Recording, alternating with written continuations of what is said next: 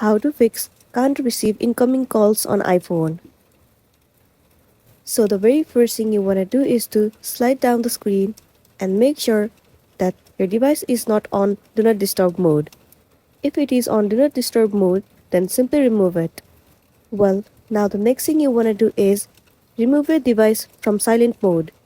Once it has been done, now the next thing you want to do is head over to the settings of your device, scroll down, and then move into the application phone. Over here, once again scroll down and head over to blocked contacts. So in this page, you have to make sure that all of the contacts are unblocked. Now once again go back to your previous page and head over to call forwarding. In this page, you have to make sure the call forwarding option is turned off. At the end, what you can try doing is turn on your airplane mode and then turn it off.